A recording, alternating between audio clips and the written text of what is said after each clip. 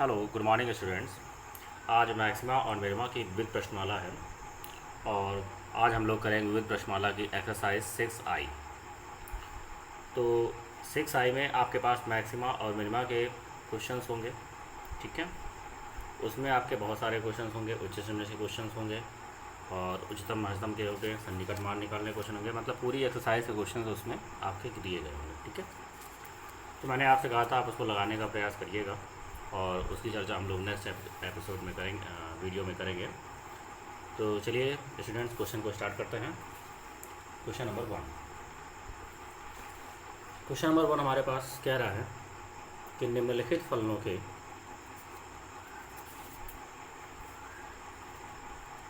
Question number 1,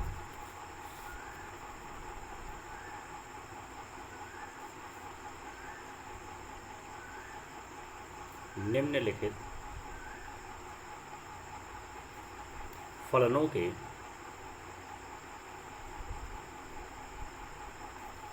उच्चिष्ट अथवा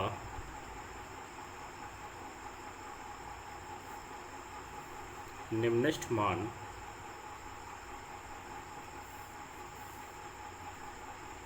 उच्चिष्ट अथवा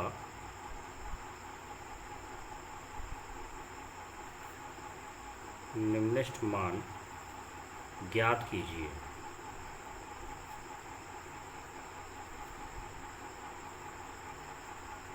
ये आपको ज्ञात करना है और इसमें आपका जो पहला क्वेश्चन है, मतलब यहाँ पर ये पहला क्वेश्चन है, इसमें आपके पास 2 क्वेश्चन है। तो पहला क्वेश्चन कह रहा है कि आपके पास किसका मान ज्ञात करना है, 3 sin थीटा प्लस का 4 cos थीटा, इसका मान आपको ज्ञात करना है। और दूसरा क्वेश्चन हमारे पास है tan x प्लस का cot x।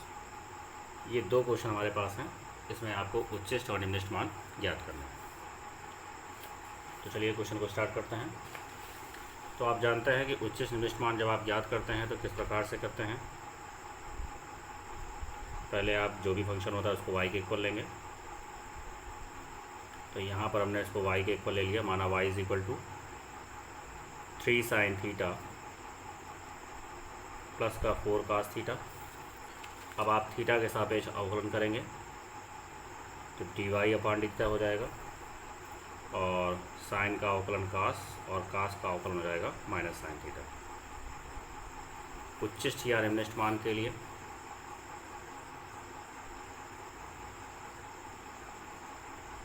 उच्चिष्ट या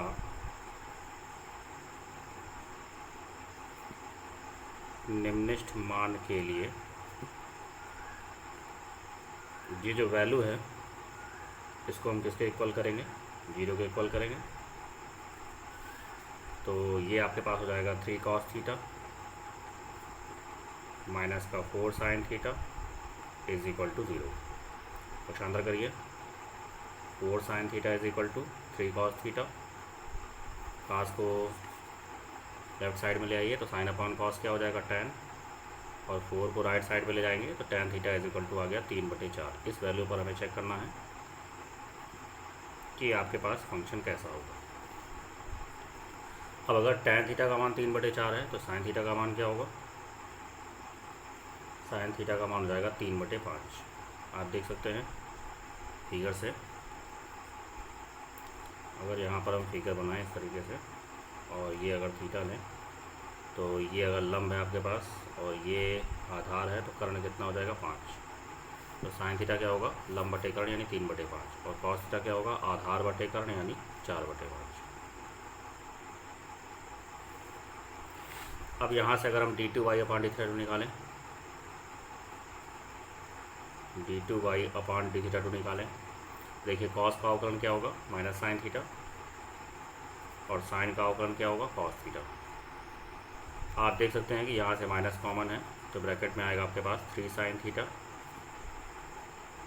प्लस का 4 cos थीटा। ये हमारे पास वैल्यू आ गई। चलिए d2y अपान डी थीटा का मान किस पे निकालना है, d2y अपान डी थीटा का मान हमें चेक करना है। Theta is equal to tan inverse 3/4 पर। चलिए इस पर जब हम चेक कर रहे हैं तो अगर tan थीटा की वैल्यू ये है तो साइन थीटा की वैल्यू क्या आपके पास है, 3/5, ये हमारे पास वैल्यू है। और कॉस थीटा की वैल्यू क्या है हमारे पास, 4/5। इसको सॉल्व करेंगे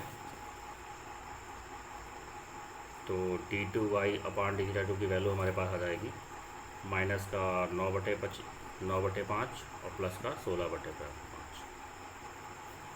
तो 16 9 25 और 25/5 क्या हो जाएगा, 5। और हम देख सकते हैं कि ये हमारे पास नेगेटिव वैल्यू है। इसका मतलब theta is equal to tan inverse 3/4 पर हमारे पास जो फलन है वो क्या है, उच्चिष्ट है। अगर उच्चिष्ट है तो हमें क्या प्राप्त होगा, यहाँ से उच्चिष्ट मान मिलेगा। तो चलिए उच्चिष्ट मान को निकाल लेते हैं। तो उच्चिष्ट मान क्या होगा हमारे पास, 3 sin थीटा प्लस का 4 cos थीटा, ये हमारे पास उच्चिष्ट मान हो जाएगा। यहाँ पर वैल्यू को रखेंगे तो sin थीटा की वैल्यू 3/5, जब tan का मान ये है तो, और cos थीटा की वैल्यू क्या है, 4/5। तो ये हो जाएगा 9/5 और प्लस का 16/5। तो 16 9 25/5 यानी कि आंसर आएगा 5। तो उच्चिष्ट मान हमारे पास क्या आ जाएगा, 5 आ जाएगा। इसी प्रकार से दूसरा क्वेश्चन हमारे पास है। दूसरे क्वेश्चन को भी हम y के इक्वल लेके चलेंगे। माना y is equal to tan x plus का cot x। दोबारा इसको डिफ्रेंशिएट करेंगे। चलिए एक बार इसको पहले डिफ्रेंशिएट कर लें। dy/dx tan x का अवकलन क्या होगा, sec² x, और cot x का क्या होगा, माइनस का cos x²। उच्चिष्ट या निम्निष्ठ मान के लिए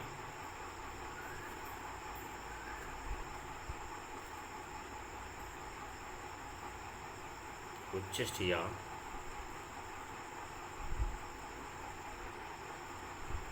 निम्निष्ठ मान के लिए ये जो dy/dx है इसको किसके इक्वल करेंगे, 0 के इक्वल करेंगे। तो यहाँ से हमारे पास वैल्यू आ जाएगी sec² x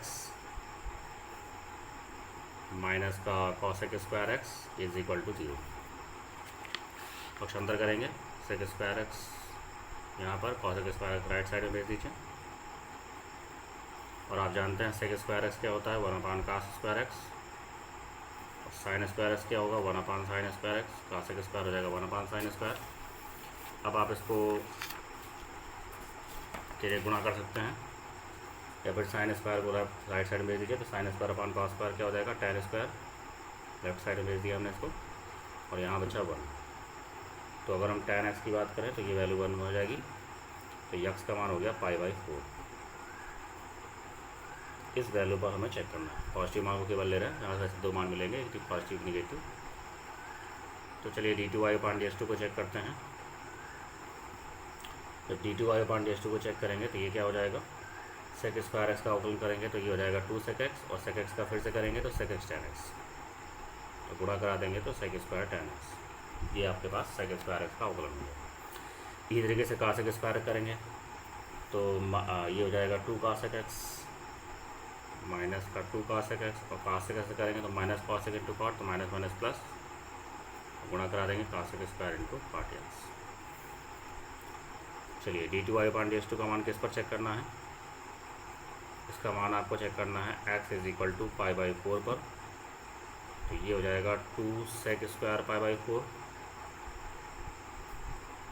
tan π/4 plus 2 cos x² π/4, और इंटू में हो जाएगा cot π/4। चलिए यहाँ से sec² π/4 की बात करें तो ये हो जाएगा √2 का स्क्वायर, tan 45 1 हो जाएगा। cos x² की बात करें √2 का स्क्वायर, और cot 45 1 हो जाएगा।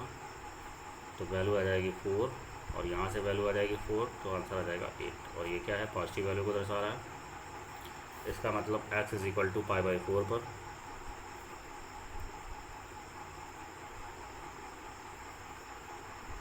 फलन हमारा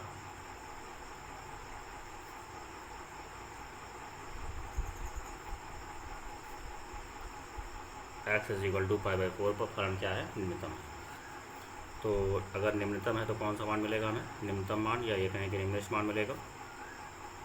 और निम्नलिखित मान कैसे निकलेगा हमारे पास, फलन हमारे पास क्या है, फलन तो हमारे पास tan x plus cot x। यहाँ पर x की वैल्यू रखते हैं तो ये हो जाएगा tan π/4 और प्लस का cot π/4।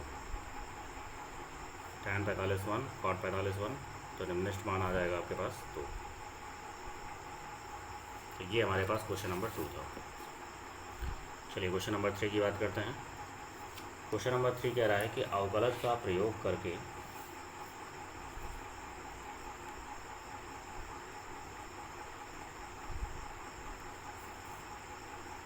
अवकलज का प्रयोग करके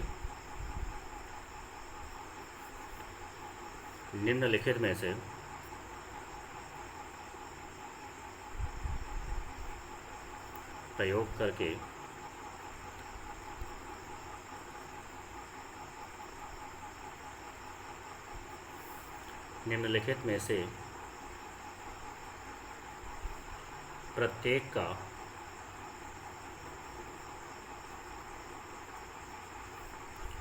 सन्निकट मान ज्ञात कीजिए।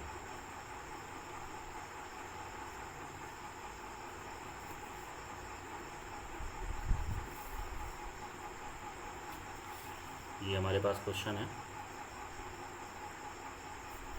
कि अवकलज का प्रयोग करके निम्नलिखित में से प्रत्येक का सन्निकट मान ज्ञात कीजिए। तो इसमें हमारे पास फर्स्ट पार्ट है,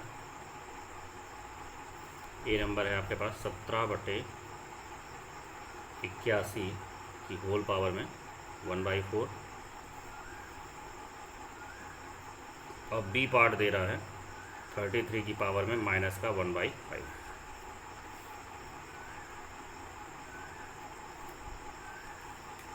तो चलिए इसका सलूशन करते हैं। तो यहाँ पर हम तीसरे का ए ले रहे हैं। पहले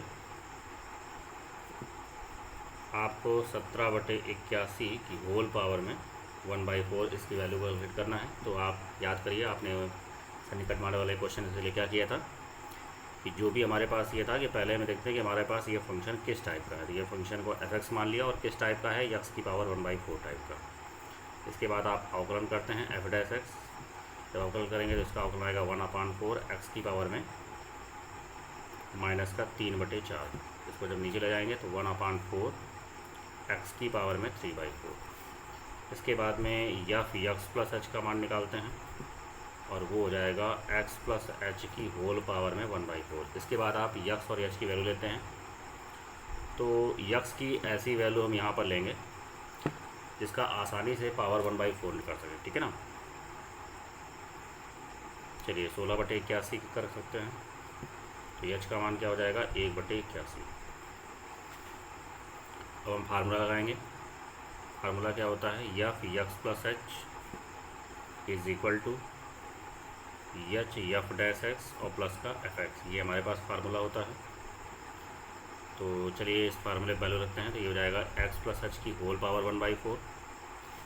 अब यहाँ पे f'(h) की वैल्यू रखेंगे तो ये हो जाएगा h/4 x की पावर में 3/4। f(x) की वैल्यू रखेंगे x की पावर में 1/4। अब यहाँ पे x और h का मान रखेंगे तो ये देखिए हो जाएगा 16/81। ये हो जाएगा 1/81।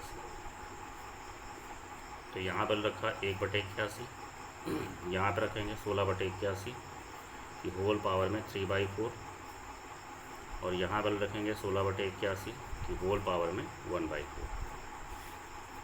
तो ये हमारे पास आ गया 17/81 की होल पावर 1/4। ये हमारे पास है 1/81 और ये हो जाएगा 4 टाइम्स। इसको सॉल्व करेंगे तो ये हो जाएगा 8/27। भाई ये हो जाएगा 2 की पावर 4 कैंसिल, 2 का क्यूब बचेगा, 2 का क्यूब हो जाएगा 8 और ये 3 की पावर 4 तो 4 कैंसिल पावर में 3 का क्यूब यानी हो जाएगा 27। इस तरीके से 2 की पावर 4 2 बच जाएगा और ये 3 की पावर 4 2/3 आ जाएगा। इसको सॉल्व करेंगे 27 1/3 ये हो जाएगा, 8 चौको 32 ये हो जाएगा और प्लस का 2/3 तो ये आ जाएगा 1/96।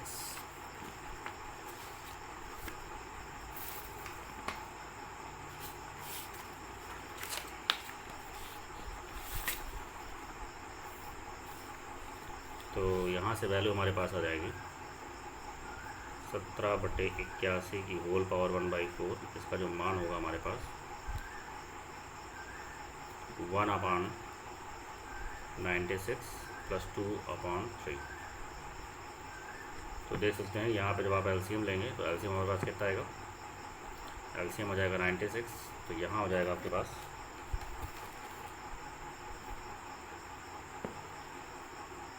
यहाँ पे हो जाएगा 1 और प्लस ये हो जाएगा हमारे पास 3 से कैंसिल आउट कर दीजिए तो 32 हो जाएगा, और 32 गुना कितना हो जाएगा 64, और 64 एक कितना हो गया 65। चलिए इसको डिवाइड कर लेंगे। तो जब इसको डिवाइड करेंगे तो वैल्यू हमारे पास आ रही है 0.677, ये हमारे पास इसका आंसर। चलिए नेक्स्ट क्वेश्चन देखते हैं, तीसरे का बी पार्ट। तीसरे का बी पार्ट हमारे पास क्या आया है, 33 की होल पावर माइनस का 1/5, ये हमारे पास है। तो ये हमारे पास सबसे पहले हम देख रहे हैं कि फंक्शन कैसा टाइप का है। तो माना f(x) = x की पावर -1/5 टाइप का है। जब आप इसका अवकलन करेंगे तो ये हो जाएगा nx की पावर में n-1, तो ये कितना आएगा -6/5, यानी इसको आप लिख सकते हैं -1/5 x की पावर में 6/5। अब यहाँ से अगर हम f x + h की बात करें तो ये हो जाएगा हमारे पास x + h की होल पावर में -1/5। फार्मूला लगाएंगे तो फार्मूला हमारे पास होता है f x + h = h f'(x) और प्लस का fx। वैल्यू पुट करेंगे तो x + h की होल पावर -1/5, और यहाँ हो जाएगा h f'(x) की वैल्यू रखेंगे तो 5x की पावर में 6/5, fx का मान रखेंगे x की पावर -1/5। अब यहाँ पे क्या लेना है, x और h का मान लेना है। तो देखिए हम x और h का मान क्या ले रहे हैं, यहाँ पर x का मान हम ले रहे हैं 32 और h का मान ले रहे हैं 1। तो 32 आसानी से पावर 5 आपका बन सकता है, 2 की पावर 5। x का मान 32, h का मान 1, यहाँ वैल्यू रखें तो ये हो जाएगा 32 + 1 की होल पावर -1/5। यहाँ पर रखें -1/5, 32 की होल पावर में 6/5 और 32 की होल पावर -1/5। तो ये हो जाएगा 33 की होल पावर -1/5, यहाँ पर हो जाएगा माइनस का 1/2 की पावर 5 कैंसिल आउट हुआ तो 2 की पावर 6 का मतलब हो जाएगा 32।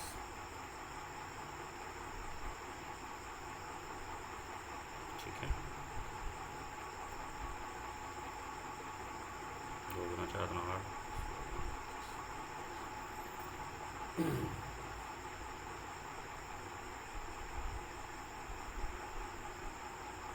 सॉरी,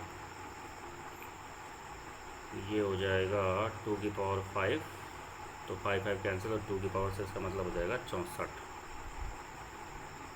ठीक है, चलिए यहाँ बात करते हैं। तो ये हो जाएगा 2 की power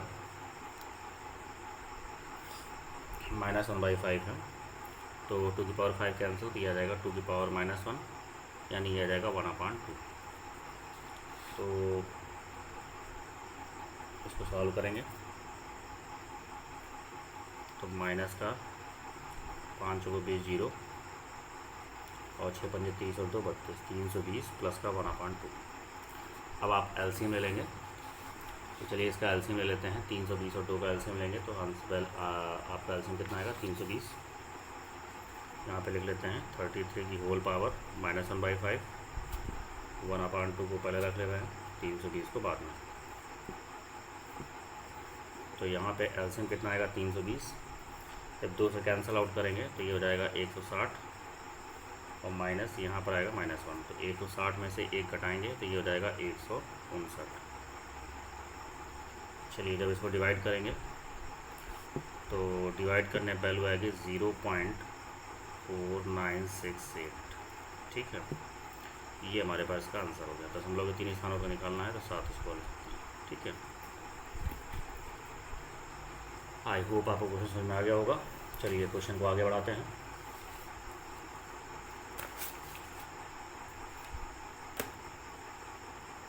question number 4।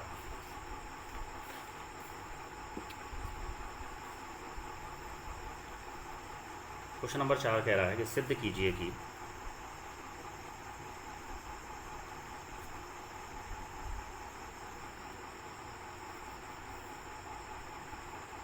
F x is equal to log x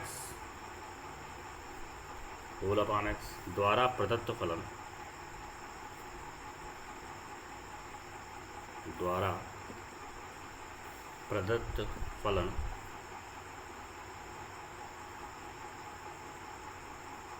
x बराबर e पर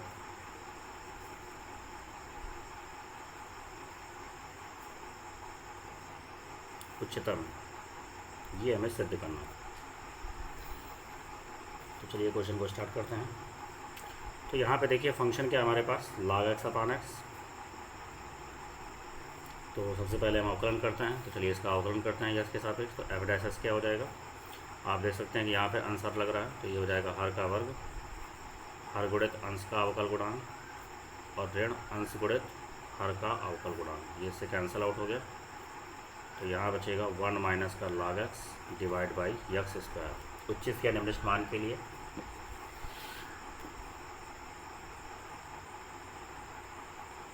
उच्चिष्ट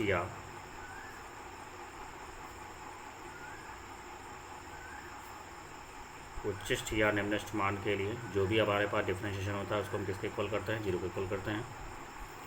तो जब आप एफ डैश एस को 0 के इक्वल करेंगे तो वैल्यू हो जाएगी 1 minus log x whole upon x square is equal to 0। तो ये हो जाएगा 1 minus log x is equal to 0।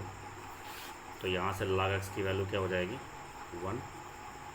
ठीक है, तो यक्स का मान क्या हो जाएगा, e। क्योंकि 1 किसका मान होता है, log e का मान 1 होता है। तो इसको हम लिख सकते हैं log x is equal to log e। तो यक्स की वैल्यू हो जाएगी e। इस वैल्यू पर हमें चेक करना है। चलिए d t y upon d x निकालते हैं। D t y upon d x two का मतलब एफ डबल डैश एक्स। ठीक है, तो एफ डबल डैश एक्स क्या हो जाएगा, हर का वर्ग। अब क्या होगा, हर गुणित अंश का अवकल गुणांक ऋण अंश गुणित हर का अवकल गुणांक। तो ये कैंसिल आउट होगा, यहाँ बचेगा माइनस एक्स और ये हमारे पास है माइनस का 2x। 1 माइनस का log x divide by x की पावर 4। एक एक्स कैंसिल आउट कर देंगे तो ये हो जाएगा -1 और इसका गुणा करा दीजिए। तो -2 प्लस का 2 log x divide by x cube. -1 और 2 कितना हो जाएगा, -3 plus 2 log x divide by x cube. अब यहाँ पर एफ डबल डैश किस पर निकालना है, यक्स बराबर ई पर। तो एफ डबल डैश ई का मान हम निकालेंगे। तो ये हो जाएगा -3 प्लस 2 log ई और डिवाइड बाई हो जाएगा ई क्यूब। log ई का मान 1 होता है तो 3 प्लस 2 अपॉन ई क्यूब। तो ये हो जाएगा माइनस का 1 अपॉन ई क्यूब। और हम देख सकते हैं कि ये निगेटिव वैल्यू को दर्शा रहा है। इसका मतलब यक्स बराबर ई पर जो हमारा फलन है वो क्या है, उच्चतम है। और यही हमें प्रूव करना था कि यक्स बराबर ई पर फलन क्या होगा, उच्चतम होगा। चलिए आगे बढ़ते हैं क्वेश्चन नंबर 5 पर। क्वेश्चन नंबर 5 कह रहा है कि निश्चित आधार, किसी निश्चित आधार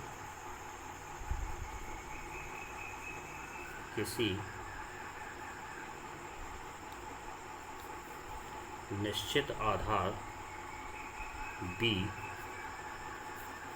के समद्विबाहु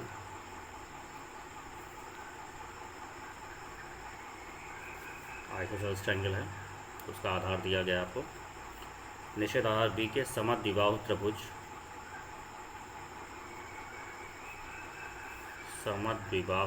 की समान भुजाएं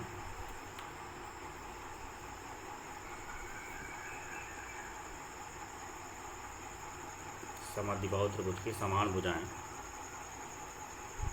3 सेंटीमीटर प्रति सेकंड की दर से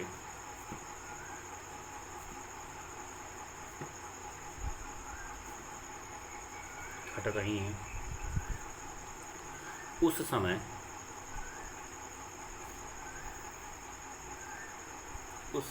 जब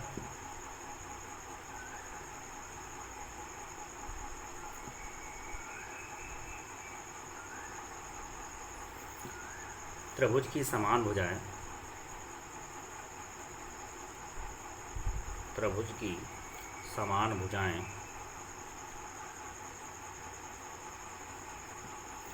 आधार के बराबर हैं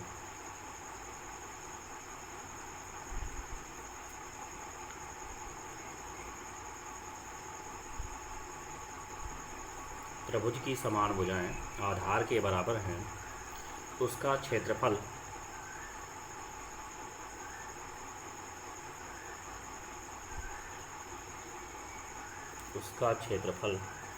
कितनी तेजी से घट रहा है।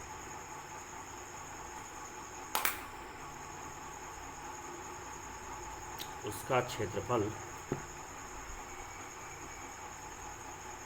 कितनी तेजी से घट रहा है। ठीक है, तो ये हमारे पास क्वेश्चन है। तो चलिए इसका सॉल्यूशन करते हैं। तो हमारे पास एक समद्विबाहु त्रिभुज है। चलिए एक समद्विबाहु त्रिभुज बना लेते हैं।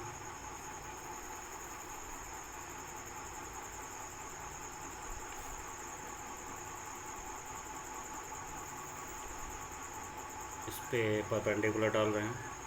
ये हमारे पास है ए बी सी, ये हो जाएगा डी। तो ये भुजा और ये भुजा आपस में बराबर हो जाएगी जब इस समद्विबाहु त्रिभुज है तो, और इसकी ये भुजाएं आपस में बराबर हैं, ऐसा हमने मान लिया। और इसकी जो समान भुजाएं हैं ये हमने मान लिया ए। और ये जो समद्विबाहु त्रिभुज का आधार है वो हमारे पास बी है। और जब इसे परपेंडिकुलर डाला है तो ये इसका हाफ हो जाएगा, यानी b/2, और ये भी हो जाएगा b/2। तो चलिए यहाँ पर मान लेते हैं। माना त्रिभुज ABC एक समद्विबाहु त्रिभुज है।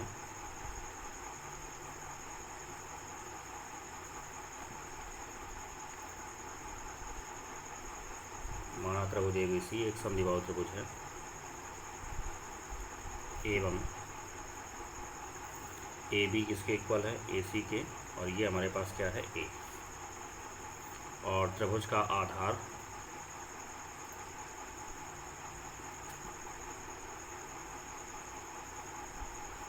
जो आधार है वो BC = हमारे पास है B। प्रश्नानुसार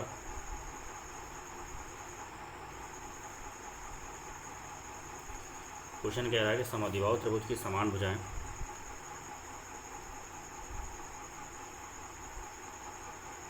समद्विबाहु त्रिभुज की समान भुजाएं 3 सेंटीमीटर/सेकंड की दर से घट रही हैं।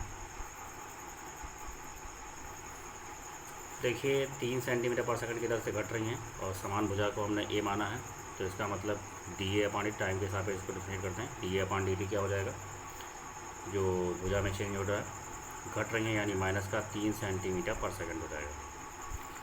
और क्वेश्चन में क्या दिया गया है कि त्रिभुज की समान भुजाएं आधार के बराबर हैं। इसका मतलब ए किसके इक्वल है, बी के भी इक्वल है, ऐसा भी हमें गिवन है। चलिए यहाँ पर किसको कह रहा है कि क्षेत्रफल कितनी तेज़ी से घट रहा है। ठीक है, तो इसका मतलब त्रिभुज का क्षेत्रफल निकाल लेते हैं। त्रिभुज ABC का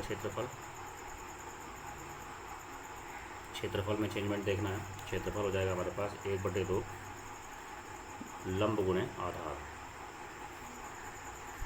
तो क्षेत्रफल को अगर हम डेल्टा कहें तो ये हो जाएगा 1/2 ये देखिए BC तो हमें पता है, AD नहीं पता है, तो AD हम यहाँ पर निकाल लेते हैं।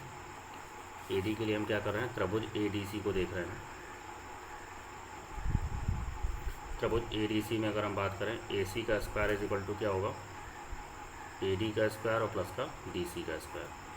तो ये हो जाएगा A square is equal to AD का स्क्वायर, ये हो जाएगा B स्क्वायर बाई 4। तो AD स्क्वायर की वैल्यू हो जाएगी A स्क्वायर माइनस का B स्क्वायर बाई 4। तो AD की वैल्यू हो जाएगी अंडर रूट में A स्क्वायर माइनस का B स्क्वायर बाई 4। चलिए यहाँ पे हम AD का मान रखेंगे अंडर रूट में A स्क्वायर माइनस का B square by 4 into BC की वैल्यू रखेंगे। BC की वैल्यू हमारे पास B है। तो त्रिभुज का क्षेत्रफल आ गया हमारे पास delta is equal to B/2 under root में A स्क्वायर माइनस का B स्क्वायर बाई 4। अब यहाँ पे क्षेत्रफल में परिवर्तन देखना है, इसका मतलब इसको हम टाइम के सापेक्ष डिफरेंशिएट करेंगे। तो जब डेल को टाइम के सापेक्ष डिफरेंशिएट कर रहे हैं क्षेत्रफल में परिवर्तन के लिए, तो ये जाएगा d/dt। और यहाँ पर हमें त्रिभुज का आधार गिवन है, इसका मतलब B एज ए कांस्टेंट की तरह होगा, ठीक है, और A हमारे पास वेरिएबल होगा।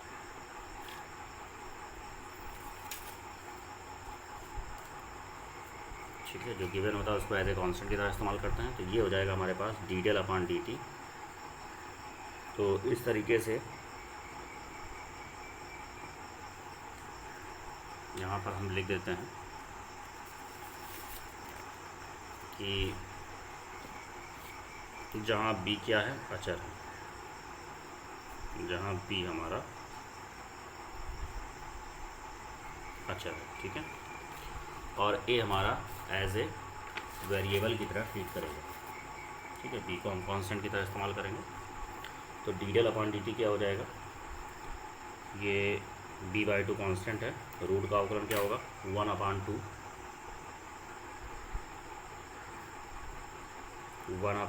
अंडर रूट में A स्क्वायर माइनस का B स्क्वायर बाई 4। दोबारा से इसको फिर से डिफरेंशिएट करेंगे तो ये हो जाएगा 2A, और A का फिर से करेंगे टाइम के साथ तो ये हो जाएगा dA/dt।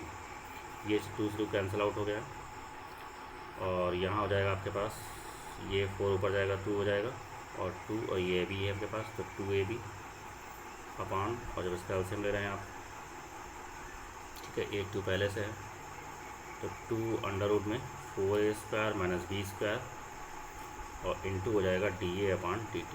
ये देखिए 2 से 2 कैंसिल आउट हो गया, तो यहाँ हो जाएगा AB अंडर रूट में 4A square minus B square, और dA/dt की वैल्यू कितनी है हमारे पास, -3। तो ये हो जाएगा माइनस का 3AB अपान अंडर रूट में 4A स्क्वायर माइनस का B स्क्वायर।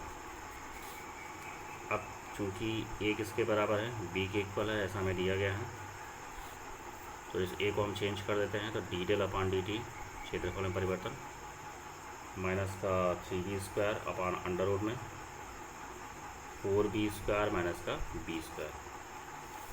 तो यहाँ जब आप इसको सॉल्व करेंगे तो ये हो जाएगा माइनस का 3B स्क्वायर अंडर रूट में 3B स्क्वायर। तो ये आपके पास आ जाएगा माइनस का 3B square under root 3B, एक B से B कैंसिल, एक रूट 3 कैंसिल, तो माइनस का आ जाएगा अंडर रूट 3B। ये आएगा क्षेत्रफल में परिवर्तन, ठीक है। तो ये हमारे पास क्षेत्रफल में परिवर्तन है। तो इसका मतलब ये हो गया, इस प्रकार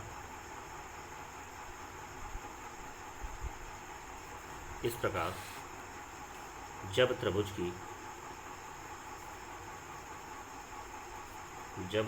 की समान भुजाएं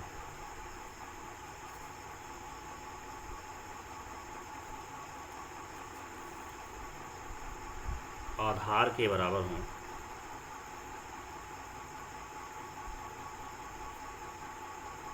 जब त्रिभुज की समान भुजाएं आधार के बराबर हों तो उसका क्षेत्रफल, त्रिभुज का क्षेत्रफल under root 3B centimetre square पर सेकंड की दर से क्या कर रहा है, घट रहा है, क्योंकि माइनस में आ रहा है, इसका मतलब क्षेत्रफल भी डिक्रीज हो रहा है। तो ये हमारे पास क्वेश्चन नंबर 5 था। चलिए आगे बढ़ते हैं क्वेश्चन नंबर 6 पर।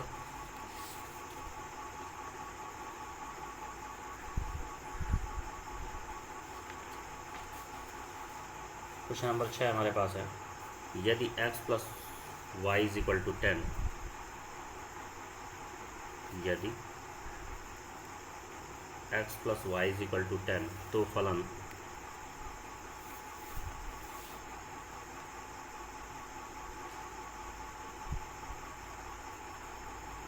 एक्स वाई स्क्वायर का उच्चिष्ट मान ज्ञात कीजिए।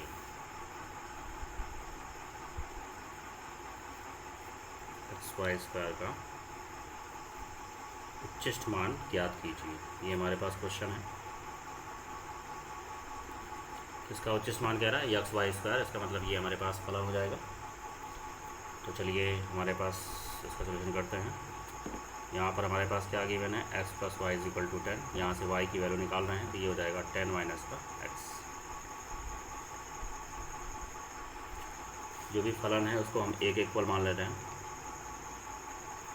तो माना A is equal to x y square, यहाँ पर आप वाई की वैल्यू रख दीजिए, तो ये जाएगा 10 माइनस एक्स का होल स्क्वायर। अब यक्स के सापेक्ष अवकलन कर देंगे, D A upon d x. यहाँ पर देखिए फर्स्ट सेकंड लग रहा है, तो फर्स्ट इंटू सेकंड का अवकल गुणा 10 माइनस एक्स का फिर से करेंगे -1 प्लस सेकंड इंटू फर्स्ट का अवकल गुणा। देख सकते हैं कि यहाँ से कॉमन हमारे पास है 10 माइनस एक्स,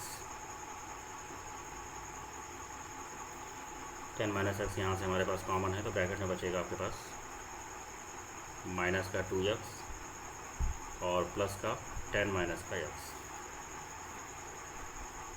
तो वैल्यू हो जाएगी 10 माइनस एक्स और यहाँ हो जाएगा 10 माइनस का 3x। उच्चिष्ट या निम्नलिखित मान के लिए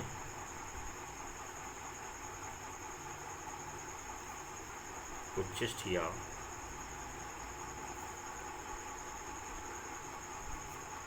निम्नलिखित मान के लिए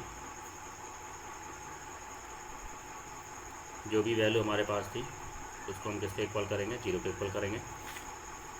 तो ये हो जाएगा 10 माइनस का x और यहाँ पर है 10 minus 3x is equal to 0। तो यहाँ से x की वैल्यू आ जाएगी 10 और ये हो जाएगा 10/3। 10 यहाँ पे नहीं लेंगे क्योंकि यहाँ पे 10 लेने से क्या होगा, आपके पास एक टर्म 0 हो जाएगा, ठीक है। तो x इज इक्वल टू 10/3 को ले रहे हैं हम यहाँ पे।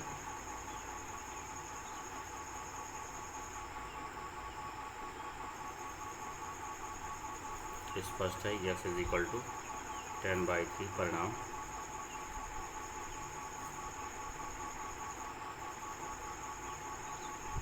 तो 0 हो जा रहा है मान हमारा, इसलिए इसको नहीं ले रहे। चलिए दोबारा अवकलन करेंगे, d2 अपॉन dx निकालेंगे। तो जब d2 अपॉन dx निकालेंगे तो फर्स्ट सेकंड लगेगा, तो फर्स्ट इंटू सेकंड का अवकल गुणांक और प्लस सेकंड इंटू फर्स्ट का अवकल गुणांक। तो वैल्यू हमारे पास कितनी आ जाएगी, माइनस का 30 प्लस का 3x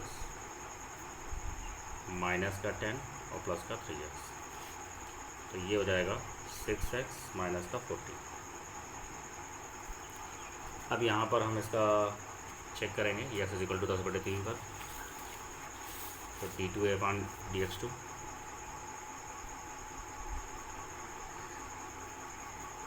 eight the point x is equal to 10/3, जो हम इसको चेक करेंगे तो ये हो जाएगा 6 टाइम्स 10/3 और माइनस का 40। ये कैंसिल आउट हो गया, यहाँ से वैल्यू आ जाएगी 20 और माइनस का 40। तो 20 में 40 घटाएंगे, माइनस का 20। और देख सकते हैं कि ये निगेटिव वैल्यू दर्शा रहा है, इसका मतलब x बराबर 10/3 पर जो फलन है हमारा वो क्या है, उच्चतम है। तो हमें क्या निकालना था, उच्चतम मान निकालना था। तो चलिए उच्चतम मान की बात कर लेते हैं। उच्चतम मान कैसे निकलेगा, फलन से निकलता है। तो उच्चतम मान हमारे पास है x y square x 10 minus x का होल स्क्वायर एक्स की वैल्यू रखेंगे तो ये हो जाएगा 10/3 और 10 - 10/3 का होल स्क्वायर, तो ये हो जाएगा 10/3 और ये हो जाएगा 30 में से 20 घटाएंगे तो ये हो जाएगा 20/3 का होल स्क्वायर। तो ये हो जाएगा 2 दूना 400 और 400 का 10 में गुणा कराएंगे तो ये हो जाएगा 4000 और 3 3 को 9 से 27। ये हमारे पास उच्चतम मान आ गया। ठीक है, आई होप आपको क्वेश्चन समझ आ गया होगा। तो ये हमारे पास था क्वेश्चन नंबर 6। इसके बाद हमारा क्वेश्चन नंबर 7 है।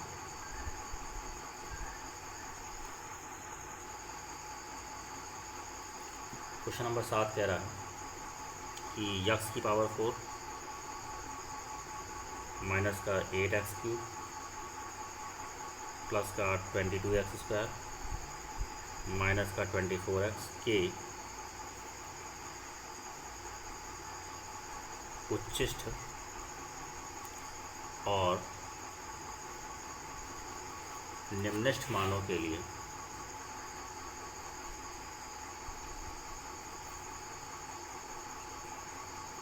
उच्चिष्ट और निम्निष्ठ मानों के लिए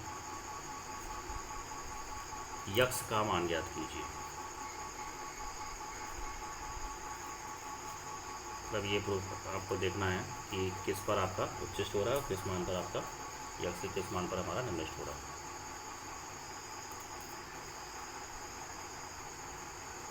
तो जो भी फंक्शन है उसको हम पहले क्या लेंगे, फंक्शन को हम y के इक्वल मानेंगे। तो y इज इक्वल टू हो जाएगा x की power 4 minus 8x³ plus 22x² minus का 24x। अब आप इसको अवकलन करेंगे dy/dx, तो ये हो जाएगा 4x³ माइनस का 24x प्लस का 44x माइनस का 24। उच्चिष्ट या निम्निष्ठ मान के लिए, उच्चिष्ट या निम्निष्ठ मान के लिए जो भी वैल्यू होती है उसको हम किसके इक्वल करते हैं, 0 के इक्वल करते हैं। तो यहाँ से हमारे पास वैल्यू आ जाएगी 4x³ माइनस का 24x प्लस का 44x माइनस का 24 इज इक्वल टू 0। आप देख सकते हैं कि 4 यहाँ पर कॉमन है, इसको आप कैंसिल आउट कर दीजिए। तो ये हो जाएगा x³ माइनस का 6x² और प्लस का 11x माइनस का 6। देख सकते हैं कि यक्स बराबर 1 रखने पर ये आपका संतुष्ट हो रहा है। इसका मतलब यक्स माइनस 1 इसका एक गुणनखंड होगा। तो अगर यक्स माइनस 1 इसका एक गुणनखंड है तो यक्स माइनस 1 इस प्रकार से हम 3 बार लिख रहे हैं। अब देख सकते हैं कि इसमें हम किसका मल्टीप्लाई करें ताकि ये फंक्शन बन जाए। तो अगर हम यक्स स्क्वायर करेंगे तो x³ बन जाएगा, माइनस x² में आप मल्टीप्लाई कर दें माइनस 5x का, तो ये 6x² हो जाएगा प्लस 5x, ये हो जाएगा प्लस का 6 और लास्ट में देखिए माइनस 6। तो ये हमारा फैक्टर बन गया। तो यक्स माइनस 1 अगर हम कॉमन लें तो x² minus 5x plus 6 is equal to 0। इसका भी गुणनखंड कर दें, x² माइनस का 3x माइनस का 2x प्लस का 6 इज इक्वल टू 0। तो अगर हम x कॉमन लेंगे तो x माइनस 3 और माइनस 2 कॉमन लेंगे तो ये हो जाएगा x minus 3 is equal to 0। तो ये हो जाएगा x माइनस 1, दूसरे ब्रैकेट में x माइनस 2, अगले ब्रैकेट में x minus 3 is equal to 0। तो x की वैल्यू क्या हो जाएगी 1 2 3। इन मानों पर हमें चेक करना है। चलिए d2y/dx2 की हम बात करते हैं। तो d2y/dx2 क्या हो जाएगा, दोबारा इसका ऑप्शन करेंगे तो ये हो जाएगा 4 3 12 x² माइनस का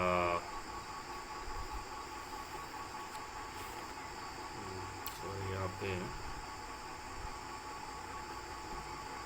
x² ठीक है। तो ये जाएगा 24 गुना 48 माइनस का 48x और प्लस का 44। अब इसको बारी बारी से हम चेक करेंगे। तो d2y/dx2 at the point x is equal to 1, तो ये हो जाएगा हमारे पास 12 माइनस 48 और प्लस का 44।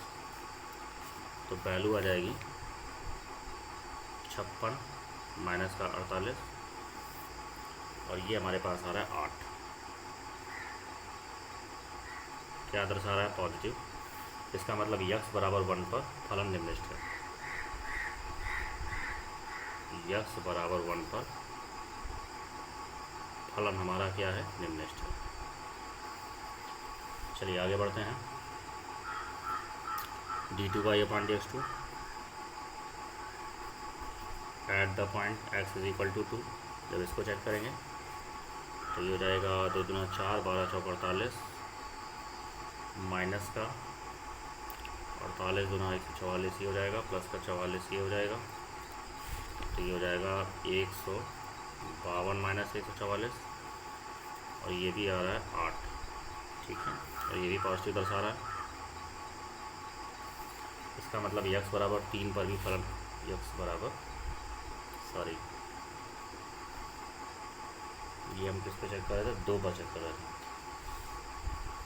तो जब 2 पे चेक कर रहे थे तो ये हो जाएगा 2 दूना 4 12 चौक 48 और ये हो जाएगा 48 दूना हो जाएगा 8 दूना 16 6 4 दूना 8 96 हो जाएगा। ठीक है, ये वैल्यू हो जाएगी हमारे पास 96 और प्लस का 44 हो जाएगा, तो वैल्यू आ जाएगी हमारे पास 8 4 12 2 92 हो जाएगा। ठीक है, देख लेते हैं इसको। तो ये हो जाएगा 92 और माइनस का 96। तो 92 में 96 घटाएंगे माइनस का 4 और ये क्या आ रहा है? नेगेटिव। इसका मतलब यक्स बराबर 2 पर फलन क्या है? उच्चिष्ट है।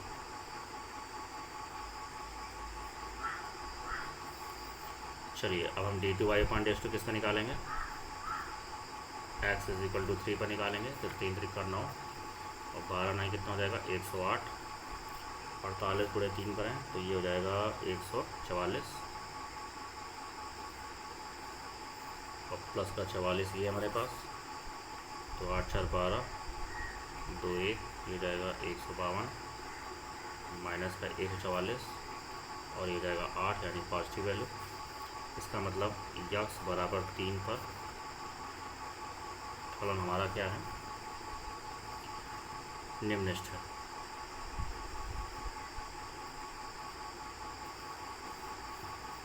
तो इस प्रकार हम देख सकते हैं कि यक्स बराबर 1, 3 पर फलन क्या है? निम्नलिखित है। और यक्स बराबर 2 पर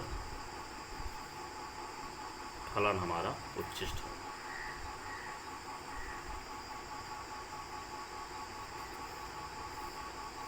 ठीक है, और ये हमें इसको ज्ञात करना था। तो ये क्वेश्चन नंबर 7 था हमारा। चलिए यहीं से आगे हम क्वेश्चन को पढ़ाएंगे फिर से। ठीक है, ओके, थैंक यू।